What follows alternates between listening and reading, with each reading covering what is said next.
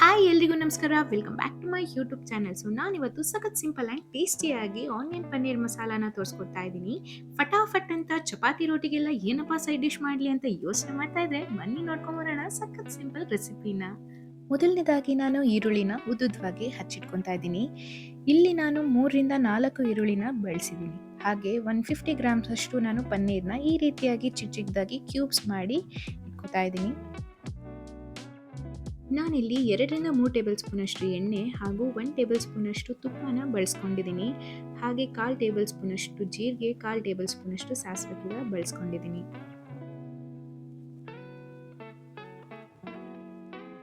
ಮೂರು ಹಸಿಮೆಣಸಿನ್ಕಾಯಿನ ನಾನಿಲ್ಲಿ ಖಾರಕ್ಕೆ ಬಳಸ್ಕೊಂಡಿದ್ದೀನಿ. ಜಾಸ್ತಿ ಬೇಕನ್ನೋರು ಜಾಸ್ತಿ ಮಾಡ್ಕೋಬೋದು, ಕಮ್ಮಿ ಬೇಕನ್ನೋರು ಕಮ್ಮಿ ಮಾಡ್ಕೋಬೋದು. ಹಾಗೆ ಕರಿಬೇವನ್ನು ಕೂಡ ನಾನು ಬಳಸ್ಕೊಂಡಿದ್ದೀನಿ.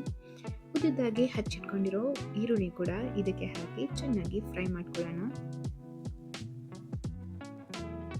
ಚಿಟಿಕೆ ಉಪ್ಪನ್ನ ನಾನಿಲ್ಲಿ ಬಳಸ್ಕೊಂಡಿದ್ದೀನಿ, ಅದು ಬೇಗ ಫ್ರೈ ಆಗಲಿ ಅಂತ ಹೇಳಿ. ನಾನಿಲ್ಲಿ 1 ಟೊಮೆಟೊನ ಬಳಸ್ಕೊಂಡಿದ್ದೀನಿ. ಹಾಗೆ ಇದು ಕೂಡ ಚೆನ್ನಾಗಿ ಫ್ರೈ ಆಗಲಿ ಅಂತ ಸ್ವಲ್ಪ ಉಪ್ಪು ಹಾಗೆ 1/4 ಟೇಬಲ್ ಸ್ಪೂನ್ ಅಷ್ಟು ಅರಿಶಿನ ನಾನಿಲ್ಲಿ ಹಾಕೊಂಡಿದ್ದೀನಿ.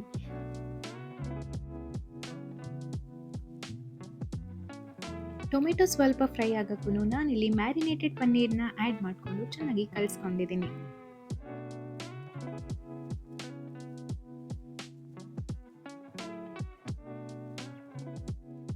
2 ಟೊಮೆಟೊನ ನಾನು ರುಬ್ಕೊಂಡಿದ್ದೆ. ಇದನ್ನು ನಾನು ಆ್ಯಡ್ ಮಾಡಿಕೊಂಡು ಕನ್ಸಿಸ್ಟೆನ್ಸಿಗೆ ಎಷ್ಟು ನೀರು ಬೇಕೋ ಅಷ್ಟನ್ನು ಆ್ಯಡ್ ಮಾಡ್ಕೊತ ಚೆನ್ನಾಗಿ ಕಲಿಸ್ಕೊಂಡಿದ್ದೀನಿ.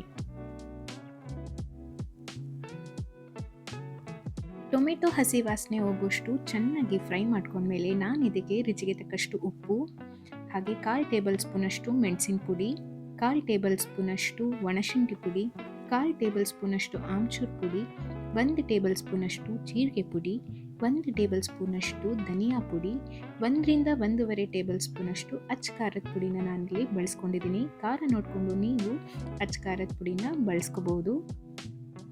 ಇದೆಲ್ಲ ಹಾಕಿದ್ಮೇಲೆ ಒಂದೊಳ್ಳೆ ಮಿಕ್ಸ್ ಕೊಟ್ಟ ಅಂತಂದರೆ ರುಚಿಯಾದಂತಹ onion paneer masala ready to serve. Perfect side dish for chapati ಅಂತ ಹೇಳಿದ್ರೆ ತಪ್ಪಾಗಲ್ಲ. ಈ ರೆಸಿಪಿ ಯಾರಿಗೆಲ್ಲ ಇಷ್ಟ ಆಗಿದೆಯೋ please to like, share, comment. ಯಾರೆಲ್ಲ ಸಬ್ಸ್ಕ್ರೈಬ್ ಮಾಡಿಲ್ವೋ ಬೇಗ ಹೋಗಿ ಸಬ್ಸ್ಕ್ರೈಬ್ ಮಾಡಿ ಅಂತ ಕೇಳ್ಕೊತಾ ಮತ್ತೆ ಮುಂದಿನ ವಿಡಿಯೋದಲ್ಲಿ ಸಿಗುವ. ಅಲ್ಲಿ ತನಕ ಥ್ಯಾಂಕ್ಸ್ ಫಾರ್ ವಾಚಿಂಗ್. ಬಾಯ್.